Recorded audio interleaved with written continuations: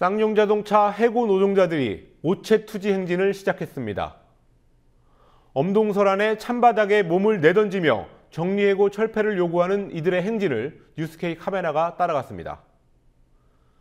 노동자들에게 가혹한 이 나라가 재벌에게는 얼마나 너그러운지를 보여주는 자료가 공개됐습니다. 이건희 삼성전자 회장을 사면하기 위해 모인 고위 공직자들은 이 회장을 너무 많이 봐준다고 인정하면서도 사면에 찬성했습니다. 또 하나의 재벌인 대한항공의 조현아 전 부사장에 대해서는 검찰이 여러 가지 혐의를 적용해서 재판에 넘겼습니다. 조 전 부사장의 잘못을 숨기기 위한 국토부 공무원들의 행태가 드러났습니다. 재판에서도 엄격한 법 적용이 계속될지 지켜봐야 될 것 같습니다. 1월 7일 수요일 뉴스K 잠시 후에 시작합니다.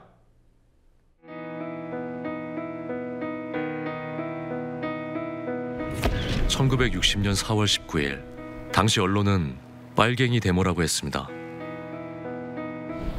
지금 우리는 혁명의 역사로 기억합니다.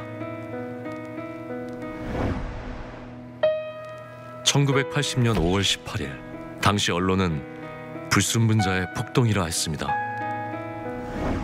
지금 우리는 독재에 항거한 정의의 역사로 기억합니다. 1987년 6월 10일 당시 언론은 대학생 가두 시위라 했습니다.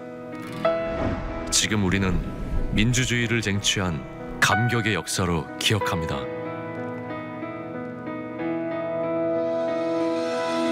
백 없고 돈 없는 노동자, 서민, 학생들이 스스로 타올라 역사를 만들었습니다. 현실은 다시 타오를 것을 요구하고 있습니다. 아니, 이미 타오르고 있습니다.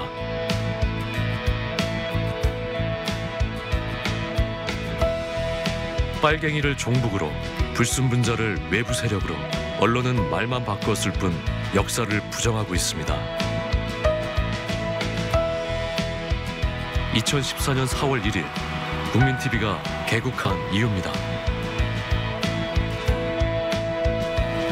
국민TV는 역사를 역사로 기록하겠습니다.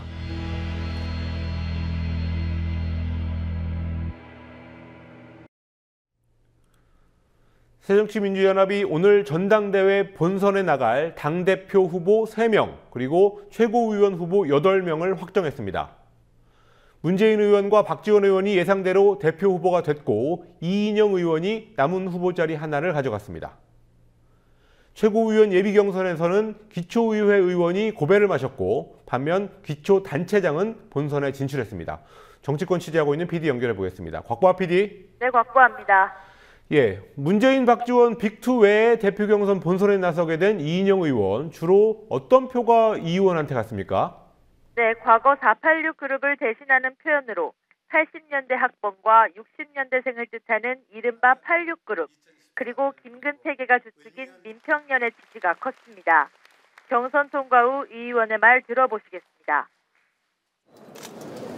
우리 당이 정당혁명의 길로 갈 것인지 제가 현장의 이슬로 사라질 것인지 주사위는 던져졌다 이렇게 생각합니다. 중앙위원 선거인단을 한 분 한 분 만나고 또 못 만나는 분은 통화하는 과정에서 2010년에서 2011년까지 저의 최고위원 활동을 기억해 주시는 분들이 참 많았어요. 우선 4대강 대우나 반대 특별위원장 할 때 시민사회하고 그 당시 민주당을 하나로 엮어서 강력한 그 반대 투쟁을 조직하고 그것을 우리 민주당이 주도할 수 있도록 했던 것을 높이 평가하는 분들이 많았고요. 오늘 오후 새정치민주연합 중앙위원 378명 중 326명이 참석한 예비경선에서는 이 의원과 문재인, 박지원 의원이 당대표 후보자로 추려졌고 박주선 조경태 의원은 컷오프를 통과하지 못했습니다. 민주연합은 본선 진출자 명단만 발표했지 후보별 득표수 등 세부 결과는 공개하지 않았는데요. 오늘 투표 결과가 2월 8일 본선 표심에 영향을 미치는 걸 막기 위한 목적이라고 설명했습니다.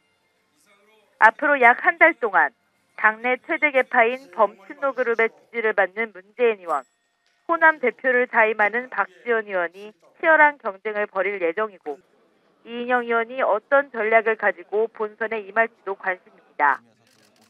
문재인, 이인영 두 의원의 단일화 가능성, 비노 중도 성향의 비주류가 박지원 의원을 지원할 것인지 등도 관전 포인트입니다. 예, 최고위원 후보자 9명 중에서 본선에 나갈 8명도 오늘 정해졌습니다. 떨어진 사람은 기초의회 의원 신분으로 도전한 사람이군요. 네, 그렇습니다. 경기도 수원시의회의 노영관 의원이 예비 경선을 통과하지 못했습니다. 노 후보를 제외한 전병헌, 이목희, 주승용, 유승희, 정청래, 박우섭, 문병호, 오영식 후보 등 8명이 본선에 올랐습니다. 현직 국회의원은 7명이고 박우섭 인천 남구청장이 기초단체장으로는 유일하게 최고위원 후보가 됐습니다. 최고위원 예비 경선은 당대표 예비 경선보다 아무래도 긴장감이 떨어지긴 했지만 이제부터는 8명 중 5명을 뽑는 진짜 경쟁이 시작된 만큼 후보들은 자신이 최고위원 적임자라고 강조했습니다. 정청래 의원은 당의 대포가 돼서 새누리당의 포문을 여는 최전방 공격수가 되겠다고 말했고, 유승희 의원은 이번 전대에선 여성 후보자에 대한 그 어떤 혜택도 없다며 지도부에 여성이 꼭 한 명 있어야 한다고 지지를 호소했습니다. 오늘 본선 진출을 확정지은 당대표와 최고위원 후보자들은 오는 10일 제주를 시작으로 다음 달 1일 경기까지 전국을 돌며 합동 연설회를 하고 다음 달 8일 서울 전당대회에서 본선을 치릅니다. 예, 스스로를 새정치민주연합의 창업자라고 표현했던 안철수 전 공동대표, 오늘 투표에 불참한 이유가 뭡니까? 네, 안철수 의원이 현재 미국에서 열리고 있는 국제 전자제품 박람회에 참석하고 있기 때문입니다. 730 재보선 참패에 책임을 지고 대표에서 물러난 안 의원은 2월 조기 전당대회의 원인을 제공한 만큼 그간 당권 문제에 대한 입장 표명을 최대한 자제해왔습니다. 그러다 보니 안 의원이 오늘 경선 투표를 피하기 위해 해외 일정을 잡은 게 아니냐는 해석도 있습니다. 김한길, 또 안철수 대표 어디 가셨어요? 나란히 앉을 줄 알았더니 오늘의 안 의원실 관계자들은 전시회 일정을 고려했을 뿐 고의로 피한 건 아니라고 설명하고 있지만 현역 의원들이 경선 투표에 빠짐없이 참여해온 관행 등으로 볼 때 명쾌한 해명은 아니라는 시각이 많습니다. 오늘 예비 경선에서는 이 문제 외엔 별다른 화제나 이견은 없었습니다. 지금까지 국민TV 뉴스 곽보아입니다. 예, 앞서 전해드렸듯이 민주연합 최고위원 예비 경선을 통과한 8명 중에서 유일하게 국회의원이 아닌 사람이 있습니다. 현역 인천 남구청장인 박우섭 후보입니다. 민주연합 소속 기초단체장 81명 중에서 77명이 지지하기로 결의한 만만찮은 지원군을 가진 후보입니다. 최초의 풀뿌리 최고위원을 꿈꾸는 박우섭 후보를 만나서 출마의 의미가 뭔지 물어봤습니다. 유지연 PD가 취재했습니다. 지방자치단체장이나 기초의원이나 광역의원은 어떻게 보면은 정당의 심부름꾼 같은 그런 위치만 주어지지 정당의 의사결정 구조에서 어떤 주체로서 쓰지를 못하고 있습니다. 그래서 당이 모든 문제를 결정할 적에는 국회의원들이 모여서 의원총회에서 결정하는 형식으로 이렇게 돼버리고, 또 지난 비대위 기간 중에는 모든 당무위원회, 중앙위원회 이런 기구가 하나도 없이 그냥 돼버려. 이렇게 비민주적일 수가 없는 것이죠.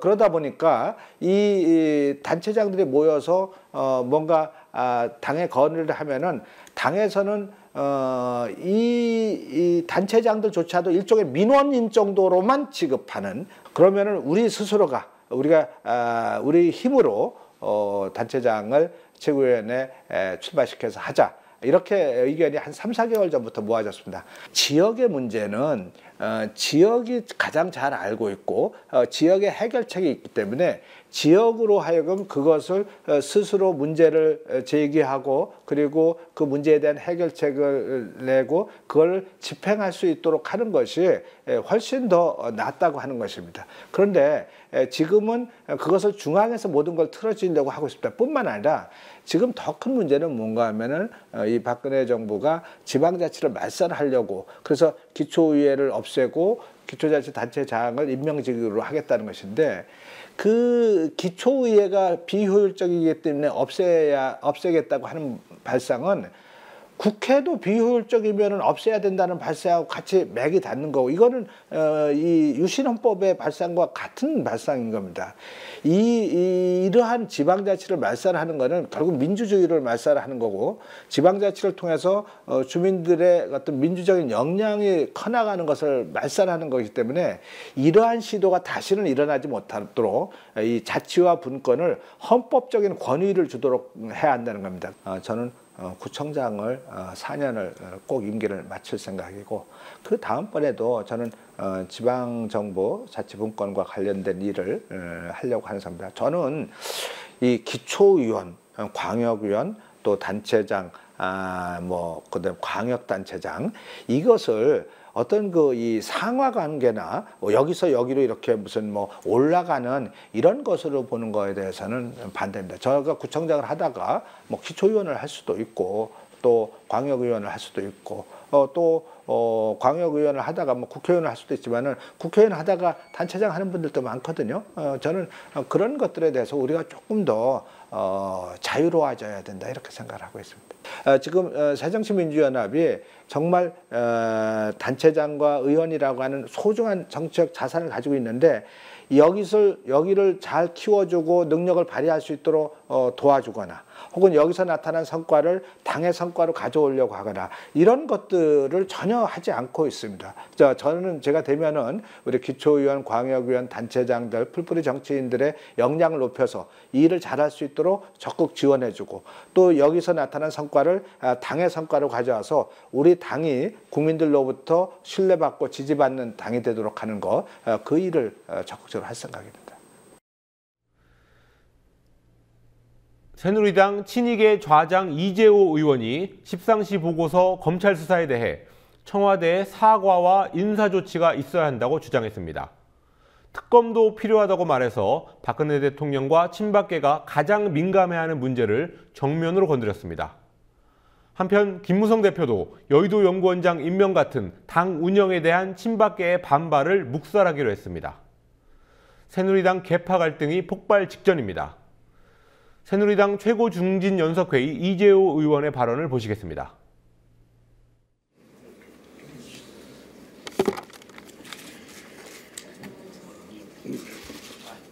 청와대에서 비서실장이 책임을 지든지, 담당 비서관이 책임을 지든지, 아니면 비선 실세라고 알려진 사람이 책임을 지든지, 뭐가 말끔하게 처리가 돼야죠.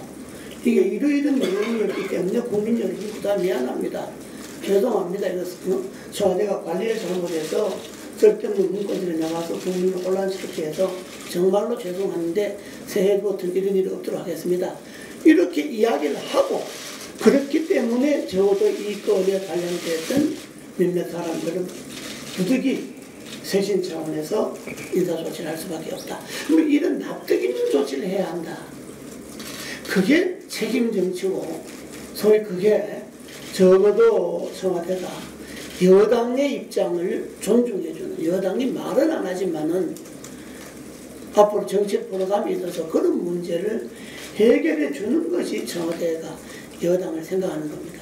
근데 이렇게 되면 여당 계속 청와대 눈치 보고 그냥 가슴 아래만 하고 속으로만 부글부글 하고 말은 할 수도 없고, 이런 상태가 금년에도 지속된다면 이건 매우 바람직하지 않다. 청와대가 한 말 한다고 해서 무조건 그것을 금과 옥초로 여겨서 따라간다고 하는 것도 그럴듯하지만, 그러나 그건 구시대에 있어서 관계고, 지금은 저도 그런 관계는 아니다. 당이 때로는 청와대를 리드할 때도 있고, 청와대가 당의 입장을 이해할 때도 있고, 그런 점에서 당의 지도부가 좀 더 분명한 입장들을 가져서는 좋겠다 말씀드리고, 어차피 야당은 청와대 실세 문건에 대해서 특검 요구를 할 수밖에 없을 겁니다. 그들이 주장해 놓은 것과 너무나 황당하게 결론이 났기 때문에 그 부분에 대해서도 우리 당은 좀 진전된 사고를 가져야 한다. 저는 이렇게 생각합니다.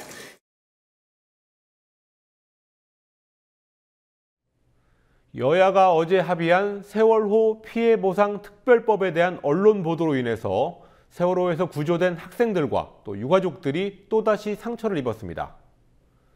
단원고 2학년 학생들이 대학 입학에서 대단한 특혜를 받는 것처럼 보도했기 때문입니다. 어떤 보도였고 또 법의 실제 내용과는 어떻게 다른지 김종훈 PD가 취재했습니다. 단원고 2학년 대학 특례 합의. 어제 세월호 참사 배보상 특별법 여야 최종 합의에 대한 MBC 뉴스데스크의 기사 제목입니다. 세월호 사고 이후 생존한 당시 단원고 2학년 학생은 80여 명. 여야는 이들 학생들이 정원 외로 대학에 입학할 수 있는 법적 근거를 마련했습니다. 피해 가족들의 여론을 수렴한 야당의 요구가 수용된 것으로 알려졌습니다. 포털 사이트들이 실은 이 기사에는 댓글이 많이 달렸습니다. 네이버의 경우 오늘 밤 8시 현재 15,000개가 넘는 댓글이 달렸습니다. 댓글의 주된 내용은 단원고 학생들의 대학 특례 입학은 형평성에서 어긋난다는 비판이었습니다. 이 같은 반응은 대학 특례 합의라는 표현만 썼지 특례 입학이 어떻게 이뤄지는지 구체적으로 다루지 않은 MBC 기사에서 기인한 것으로 보입니다.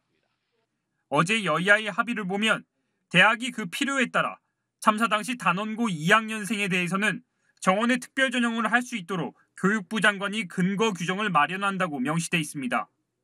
즉, 대학들이 자율에 따라 정원의 특례 입학을 할 수 있는 근거 규정을 만든다는 내용입니다.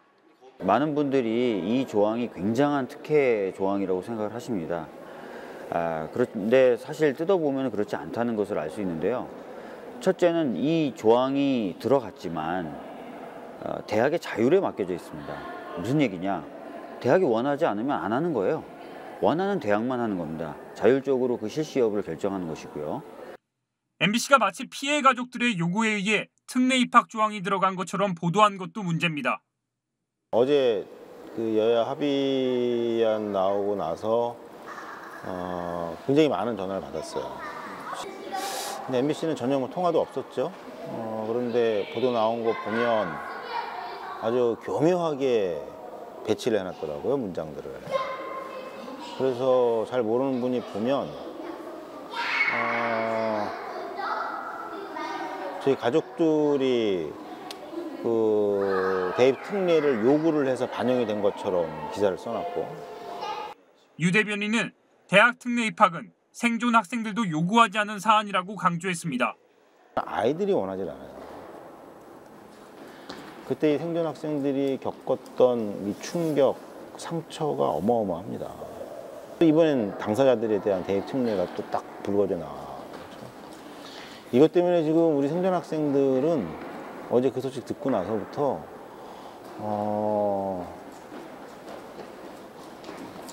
뭐라고 그래야 되나? 하여튼 구체적인 그 아이들이 쓴 표현을 보면 어른들 왜 이러지? 우리가 대학 보내달라고 그랬나? 살아 돌아온 게 무슨 죄라고 왜 우리가 자꾸 욕을 먹어야 되지? 이번 특별법은 배보상과 피해자 및 피해 지역 지원, 추모 사업 등 세 부분으로 구성됐으며 오늘 오후 국회 상임위인 농림축산식품해양수산위원회를 통과했습니다. 국민TV 뉴스 김종훈입니다.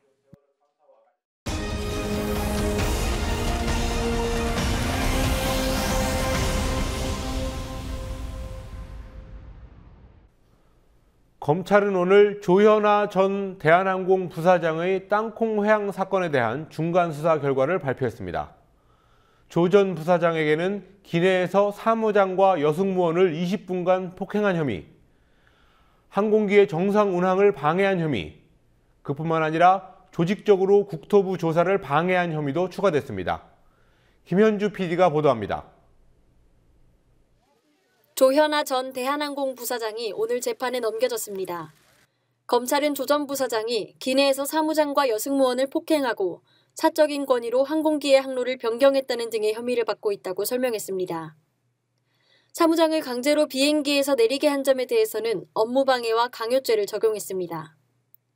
이번 사건은 폭력행위 및 사적 권위에 의해 예정된 경로로 운항 중인 항공기가 무리하게 항로를 변경하고 사법경찰권이 있는 사무장이 운항 중인 항공기에서 퇴거됨으로써 항공기 운항의 안전이 위협받고 법질서에 혼란이 발생된 사안으로 검찰은 조 전 부사장이 국토부의 사건 조사를 방해했다며 지난달 24일 사전 구속영장 청구 단계에서는 빠져 있었던 위계에 의한 공무집행 방해 혐의도 추가했습니다. 조 전 부사장 자신이 국토부에서 허위 진술을 했을 뿐만 아니라 비행기에서 쫓겨난 박창진 사무장 등 다른 직원들에게 허위 진술을 하도록 종용했다는 이유입니다. 검찰은 조 씨가 대한항공 객실승원부 A모 상무로부터 다른 직원들이 국토부에서 조사받은 내용과 사무장, 1등석 승객 회유 경과 등을 보고받으며 지시성 질책을 계속해왔다고 설명했습니다. A모 상무는 박창진 사무장을 협박해 허위 심할서를 작성하게 하고 부하 직원들에게 관련 자료 삭제나 컴퓨터 교체를 요구하는 등 증거를 인멸하거나 은닉한 혐의를 받고 있습니다.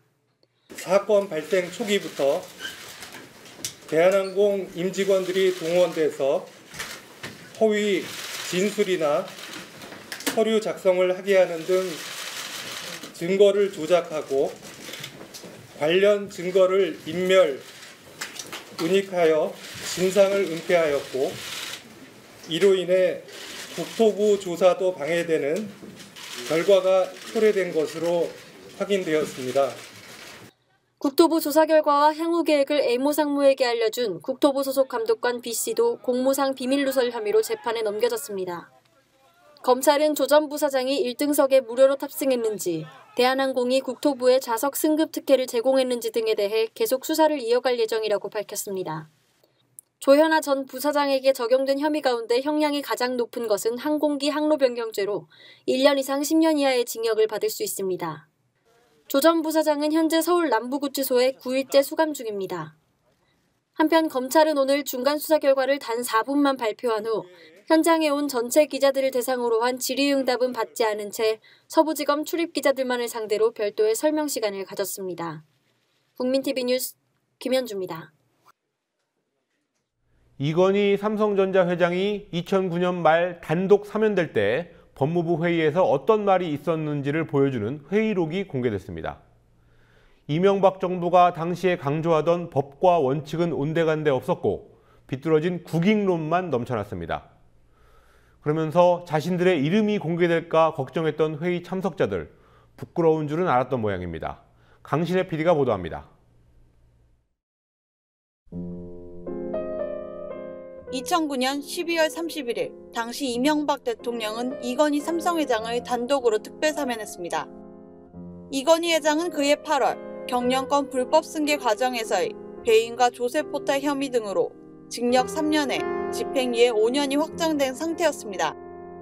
이 회장 한 사람만을 위한 법무부 사면심사위원회가 열린 것은 판결로부터 불과 4개월여 지난 12월 24일 크리스마스 이브였습니다.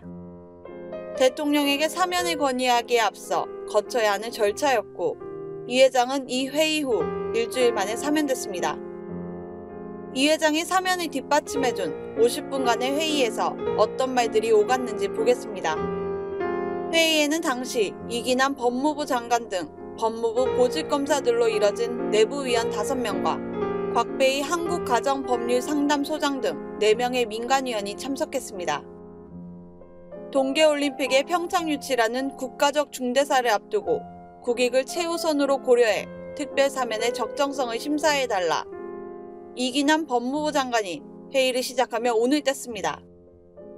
황희철 법무부 차관은 경제인이 국익을 위해 열심히 일하다가 문제가 되면 처벌하고라고 말해 이 회장의 아들에게 불법으로 경영권을 물려준 과정을 마치 국익을 위한 행동인 것처럼 말했습니다. 최교일 법무부 검찰국장과 국민수 대검찰청 기획조정부장은 이건희 회장이 국제올림픽위원회 IOC 위원이라는 점을 강조하며 역시 국익을 위해 사면해야 한다는 주장을 펼쳤습니다. 유창종 변호사는 세계 무대에서 삼성은 우리나라 축구선수 주전 멤버와 마찬가지라며 좀 미워도 속상해도 빨리 주전 선수로 뛸 수 있도록 풀어주는 것이 옳다고 주장했습니다. 권영건 재외동포재단 이사장 역시 이건희 회장이 국익에 기여해왔다며 사면에 동의했습니다. 국민들의 반발을 지적하기도 한 곽배희 한국가정법률상담소장은 이건희 개인에게 특혜를 주는 것이 아닌 적법한 절차에 의해 사면을 할 수밖에 없다는 것을 부각시키는 것이 좋을 것 같다는 조언을 하기도 했습니다. 오영근 한양대 교수는 신중하게 검토해야 한다면서도 사면 반대 의견은 내지 않았습니다. 주철현 법무부 범죄예방정책국장은 법원이 많이 봐준 것 같은데 법무부에서 또 봐주는 것으로 생각이 든다면서도 찬성하겠다고 했습니다. 위원들 스스로 이름이 나가는 것을 걱정하는 대목도 있는 이 회의록은 한겨레 신문이 법무부에 정보 공개를 청구해 입수했습니다. 국민TV 뉴스 강신혜입니다. 쌍용자동차 해고 노동자 2사람이 복직을 요구하며 평택공장 내 70m 굴뚝에 오른 지 오늘로 26일째입니다. 하지만 사측은 오늘 이들을 형사 고소하고 농성을 풀지 않으면 하루 100만 원씩 벌금을 내게 하라는 요구를 법원에 제출했습니다. 그 시각 쌍용차 해고자들은 전원 복직과 정리해고 철폐를 요구하는 오체투지 행진을 시작했습니다. 올 들어 최저 기온을 보인 오늘 아침 쌍용차 구로정비사업소를 출발한 행진은 11일까지 닷새 동안 이어질 예정입니다. 뉴스K가 첫날 행진을 동행 취재했습니다.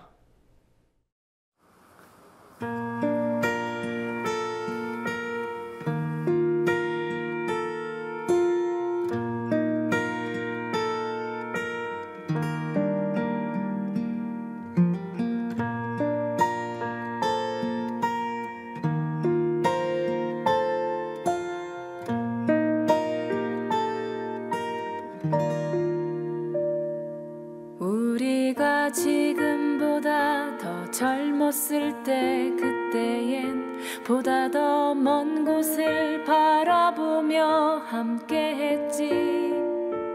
인간이 인간으로 더 아름다울 수 있는 그런 세상을 향해 함께했지.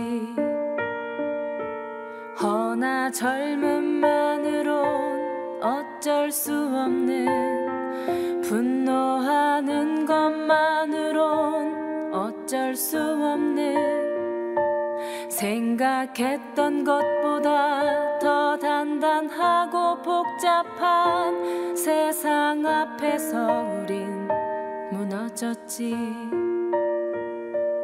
이리로 저리로 불안한 미래를 향해 떠나갔고, 손에 잡힐 것 같던 그 모든 꿈들도 떠나갔지. 허나 친구여 서러워 말아. 저희 학교에서도 작년에만 10,000명 정도가 해고됐어요. 올해도 지금 해고가 되고 있고요. 해상차가 복직하는 게 학교 비정규직에도 학교로 돌아가서 해고가 없는 학교를 만들 수 있는 지름길이라고 생각해요. 저희도 졸업을 하고 나면은 노동자가 될 거고, 지금은 이제 공무원 쪽도 시간제가 확대될 예정이고, 좀 더 이제 법 개정으로 해고도 쉬워진다고 하니까 점점 정규직 노동자가 된다고 하더라도 언제 해고될지 모르는 상황으로 점점 전체적으로 사회 분위기나 법제도나 이런 것들이 바뀌어 나가는 추세이기 때문에 이거를 좀 제동을 걸고 비판의 목소리를 낼 필요가 있겠다. 노동자가 뚫고 나가야 되는데 쉽지 않지 않습니까? 또 쌍차 노동자도 또 굉장히 힘들어하고 있기 때문에 연대가 반드시 필수적이다. 그 연대를 하기 위해서는 각계 부분들이 정말 많은 사람들이 이제 나와야 돼요. 그리고 앞으로도 노동자뿐만 아니라 종교, 문화, 시민, 그리고 사회 여성 각계각층의 사람들이 담은 1시간 10분이라도 같이 연대하시면 좋겠어요.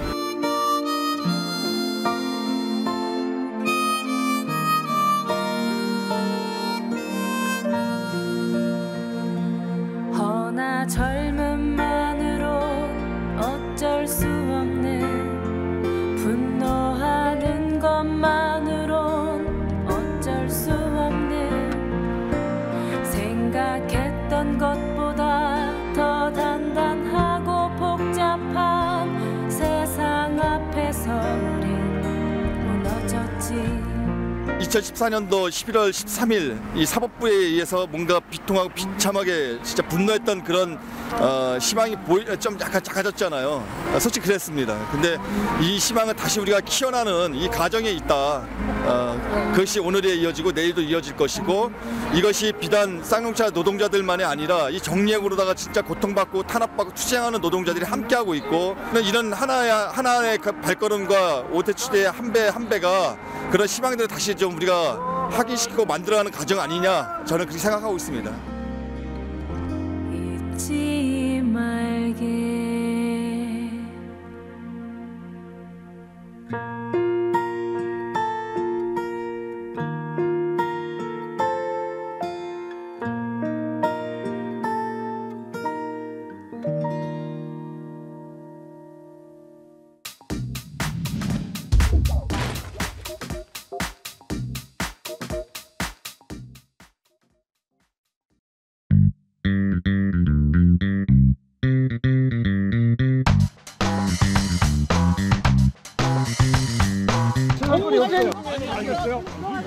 잠깐만.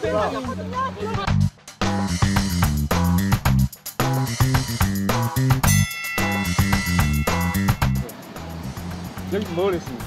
여기서요? 네, 뭘 하고 있었어요? 그냥 그 행진하는 거 그거 촬영하고 있었습니다. 어떤 근거로? 아, 우리 경찰은요. 네. 정부관은 체증할 수 있는 권리가 있습니다. 아, 체증을 할 수 있는데. 아, 당연히 정보관으로서 체증하는데 그게 뭐 문제가 있습니까? 지금 신분이 경찰관이라서 정보관으로서 체증할 수 있는 자, 권리가 있는데 왜 또 하나. 그래요? 권한이 있어요. 위에서. 권한이 있어요. 위에서. 때는 경찰관 직무하고 범죄행위가 경찰관이 체증할 수 있구나. 있는 권리가 잠깐만. 있어요. 제한정보는 수집할 수 있어요. 자, 그거는 업무 범위죠. 그 업무를 하라는 거예요. 그럼 그 업무를 마음대로 하라는 거냐? 법에 따라서 하고 규칙에 따라서 하라는 얘기죠. 그럼 집회 현장에 들어갈 때 어떻게 해서 들어가야 돼요? 정보고 있고, 경찰한테 들어갑니다 하고 나서 정보를 집행해야죠. 아니면 경찰과 직무집행법대로 신분증 보여주면서 들어가야 되잖아요. 법을 안 따르면서 정보 수집한 거니까 안 되죠.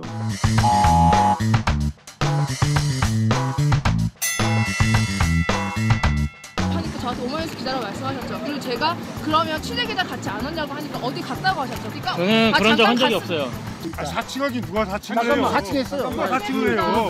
아까 오마이뉴스 기자라고 얘기했죠. 아니, 변호사님. 더 이상 변호사님. 그러니까 자, 신분을 확인하세요. 기자를 안 갖고 왔다니까요. 전화 한번. 뭐 오마이뉴스라 기자라고 했으니까. 말은 그렇게 했어요, 말은. 말은 그렇게 했어요, 말은. 그래. 이건 완전 거짓말인데.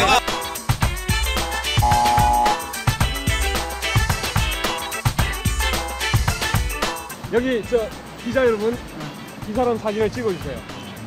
최영국. 최영국. 수강권이 있어요.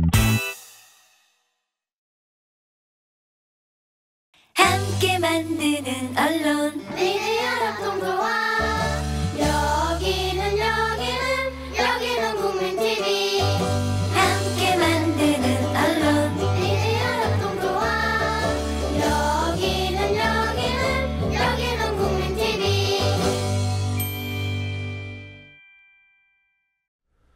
견습 월급 10만 원, 인턴 월급 30만 원. 화려한 패션계 내부에서 이어지고 있는 이른바 열정 착취의 모습입니다. 패션 노조는 오늘 2014년 청년 착취 대상을 발표했습니다. 유명 패션 디자이너 이상봉 씨를 청년 착취 대마왕으로 선정했습니다. 노주민 PD와 이 소식부터 알아보겠습니다. 예, 어서 오시죠. 안녕하십니까. 예. 오늘 오전에 청년 착취 대상 발표가 있었는데요. 어떤 자리였습니까? 네, 오늘 오전 11시에 광화문 광장 세종대왕 동상 앞에서 2014 청년 착취 대상 시상식이 있었습니다. 패션노조와 청년 유니온이 주최한 이 행사에는 이혜정 알바노조 사무국장과 국회 환경노동위원회 소속인 민주연합 장하나 의원도 외빈으로 참석했습니다. 패션노조는 오늘 수상자인 패션 디자이너 이상봉 씨가 한글을 사랑한다는 점에서 시상식 장소를 세종대왕 동상 앞으로 정했다고 밝혔습니다. 예. 오늘 참석한 이혜정 사무국장의 말을 잠시 들어보시겠습니다. 다른 시상식에는 영광스러운 자리라서 레드카펫이 깔리겠지만 이번 시상식에는 많은 신입 디자이너들, 청년들의 피와 고름이 레드카펫 대신 깔렸습니다. 예, 이상봉 씨가 착취를 가장 많이 했다는 건데 어떻게 뽑은 겁니까? 네, 패션노조는 지난해 12월 27일부터 31일까지 5명의 후보를 대상으로 온라인 투표를 진행했습니다. 그 결과 이상봉 디자이너가 1위로 선정됐는데요. 수상 이유는 크게 3가지입니다. 월급 10만 원 견습, 그리고 30만 원 인턴, 최저임금 이하의 정직원 채용까지입니다.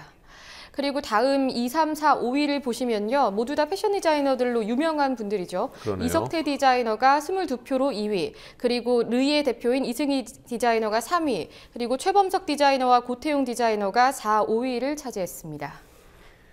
예, 이상봉 씨 쪽에서는 어떤 반응이 있었습니까? 네, 오늘 오후 언론 인터뷰를 통해서 논란이 된 내용은 사실과 달라 안타깝다라는 입장을 밝혔는데요. 이어서 대화를 통해 개선점을 찾아 발전의 기회로 삼겠다고 덧붙였습니다. 예, 대화를 좀 아주 많이 진정성 있게 해야 될 것 같습니다. 예. 오늘 지적된 일들이 사실은 패션업계의 고질적인 문제다, 이런 증언이 많다고요? 네, 그렇습니다. 하지만 자신의 고충을 털어놓았다가는 오히려 내쫓기거나 또 패션업계에서 낙인이 찍힐까 봐 두려워서 입을 열지 못하는 경우가 대부분입니다. 예. 패션업계 인턴 경험자의 이야기를 잠시 들어보시겠습니다. 저는 애초에 영원 빵원을 받고 일을 했습니다. 뭔가 인턴이니까 언제나 배움의 자세로 열심히 일을 했지만 그곳에서 좀 아프고 쓸모 없어졌다는 이유로 이렇게 버림받아졌을 때 제가 그쪽에다가 항의를 해도 돌아오는 거는 너 말고도 인재 많으니까 불만 있으면 나가라, 이거였습니다. 예, 노동 문제의 또 다른 소식을 하나 알아보겠습니다. 쌍용자동차 쪽에서 고공농성을 하고 있는 노동자들에게 벌금을 내도록 하겠다고 한 소식, 방금 전에 오체투지 보도 때 제가 잠깐 말씀을 드렸었는데요. 어떻게 된 일인지 설명을 해주시죠.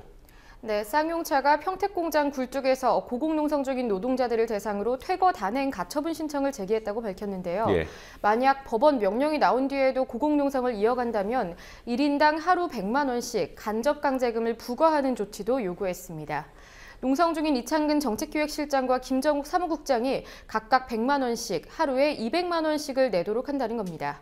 쌍용차는 지난달에도 두 노동자들을 주거침입 및 업무 방해 혐의로 검찰에 고소했습니다. 예, 그런가 하면 톨게이트 요금소의 노동자들의 원청은 한국도로공사다, 이런 판결이 오늘 나왔군요.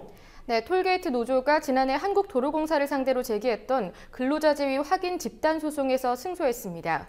지금까지 도로공사 측은 노동자들이 독립적인 외주업체 소속이라는 점에서 고용관계가 성립하지 않는다고 주장해왔습니다. 하지만 법원은 노동자들의 원청, 즉 진짜 사용자가 도로공사라고 판단한 겁니다. 예. 서울 동부지법 민사합의 15부는 공사가 해당 톨게이트 노동자들에게 고용하겠다는 의사표시를 하라고 주문했습니다. 예. 다음 소식으로 넘어가겠습니다. 지난 대선 당시에 당시를 기준으로 해서 전현직 사이버 사령관이었던 예. 연재욱, 옥도경, 이 두 사람이 당시에 주고받았던 문자 메시지 내용이 공개가 됐더군요. 네, 새정치민주연합 전해철 의원실이 입수한 국방부 보통군사법원 1심 판결문에 연재욱 전 사령관의 휴대전화 메시지를 복구한 기록이 포함되어 있었습니다. 문자 메시지를 주고받은 기간은 2012년 11월에서 12월, 그러니까 연재욱 사령관이 국방부로 자리를 옮기고 옥도경 전 사령관이 부임한 때입니다. 예. 옥 전 사령관은 연재욱 당시 사령관에게 내국에서 온 정보가 있다, 시간 될 때 전화로 말씀드리겠다, 이렇게 보내는가 하면 국정원 국정조사 관련 깊이 생각해보고 대처 바람이라는 메시지를 보내기도 했습니다. 예, 여기서 내국이라는 표현이 나왔는데 내국이라고 하면 국정원이 있는 내국 등을 말하는 거겠죠? 네, 정황상으로 그렇게 추정이 되고 있습니다. 예. 정치 댓글 사건과 관련해서 사이버 사령부하고 국정원의 관계에 대한 의혹, 이 과거에도 제기된 적이 있었죠? 네, 그렇습니다. 사이버 심리전을 수행한 530공단의 경우 부대 예산으로 장비를 구입했습니다. 그런데 이 중 태블릿 PC 예산의 경우에는 국정원 정보사업 예산으로 결제됐다는 것이 전해철 의원에 의해서 지적된 바가 있고요. 또 민주연합 김광진 의원의 경우 사이버사가 국정원에서 받은 예산을 심리전단 요원들에게 현금으로 지급했다고 밝힌 바도 있습니다. 예. 최경환 경제부총리의 경제 정책에 대한 외신들의 비판이 계속되고 있습니다. 월스트리트 저널이 한국에 주식 투자를 해서 수익을 내느니 차라리 뜬구름을 잡는 게 더 쉽다, 이런 표현을까지 했군요. 네, 말씀하신 대로 상당히 강도 높고 단호하게 비판을 했습니다. 예. 월스트리트 저널 한국판이 오늘 원화 약세가 한국 경제에 더는 호재가 아닌 이유라는 논평을 냈는데요. 우선 한국 정부가 수출 증대를 기대하면서 저금리 기조를 이어가고 있지만 한국 주가는 하락했다면서 원화 약세가 경제 성장률과 물가, 주가를 올리는 데 도움이 되지 않는다고 지적했습니다. 그리고 이에 대해서 두 가지 이유를 제시했습니다. 우선 첫째로 수출 의존도가 높은 상황이기는 하지만 이미 다수의 기업 생산 기지가 해외로 옮겨갔다는 점. 둘째로는 서구를 대상으로 한 수출보다 이미 대중 수출 비중이 더 커졌다는 점입니다. 그리고 인구 고령화의 가속화로 인해서 수출이 늙고 있다는 점도 기존 정책의 한계로 지적했습니다. 그리고 또 하나, 기준금리 인하가 청년들에게 날벼락이 되고 있다는 비판도 있었습니다. 예, 여러 가지 비판이 나오는데 또 계속 이어지는 이유, 어떤 거였습니까? 네, 정부의 저금리 정책으로 투자 수익률이 낮아지자 주택 임대료가 상승하면서 실업률과 저임금에 고통받고 있는 청년들에게는 날벼락 같은 상황이 됐다는 겁니다. 한편 영국 경제일간지 파이낸셜 타임스는 저금리 기조에 부동산 규제 완화 정책이 더해지면서 한국 가계부채가 폭증하고 있다는 점을 지적했습니다. 대규모 경기 부양책이 부채 증가로 이어져서 성장률을 갉아먹는 악순환의 덫에 빠질 수 있다는 우려를 전했습니다. 예, 한국교육개발원 국책연구기관의 여론조사에서 시도교육감 직선제를 계속 지금처럼 유지해야 된다, 이런 결과가 나왔군요. 네, 한국교육개발원이 지난해 11월 여론조사를 시행한 결과 과반의 응답자가 시도교육감 직선제에 찬성한다고 밝혔습니다. 이번 조사에서는 고교 평준화 정책이나 무상교육에 대한 여론도 우호적인 것으로 확인됐는데요. 우선 시도교육감 직선제에 대한 여론조사부터 먼저 보시겠습니다. 네, 2013년 그리고 2014년에 진행된 여론조사 결과를 좀 비교하면서 보시면 더 좋을 것 같습니다. 예. 우선 2013년에는 시도교육감 직선제를 찬성한다는 입장이 이때도 49.9%, 절반에 가깝긴 했는데요. 2014년에는 54.9%로 절반을 더 넘는 응답자들이 찬성한다고 돌아섰습니다. 그리고 이어서 다음 여론조사 계속 보겠습니다. 네, 고교 평준화 정책에 대해서 찬성한다는 응답자가 64%였습니다. 반대한다는 응답은 반면에 30%도 되지 않는 27.8%였습니다. 예.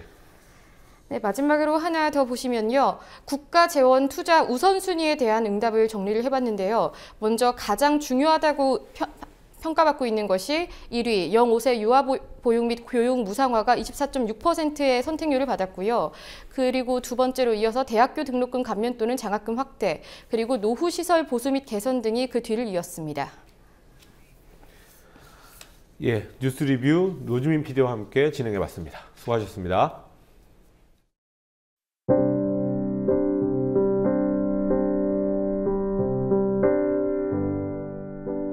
겨울 안거에 들어 긴 겨울을 수행에 매진할 수 있게 된 수행자들은 좋으시겠습니다. 그렇게 사는 삶이라니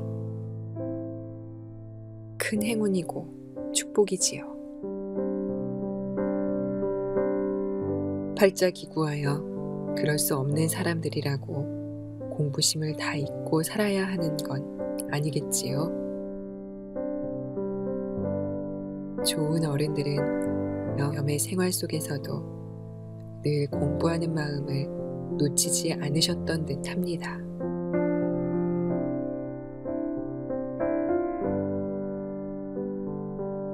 마음 공부가 이런 시대를 건너는 구명조끼처럼 혹은 구명정처럼 소중해지면 공부할 거리는 곳곳에 있기 마련입니다.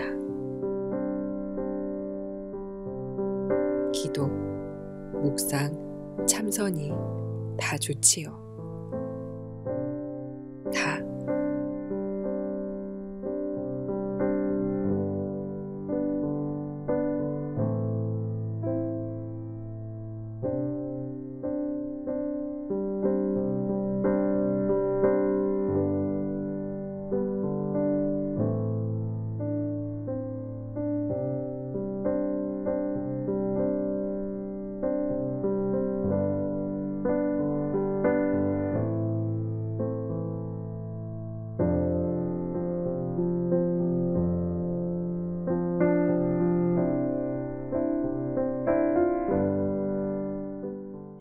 1월 7일 뉴스K 여기서 마치겠습니다.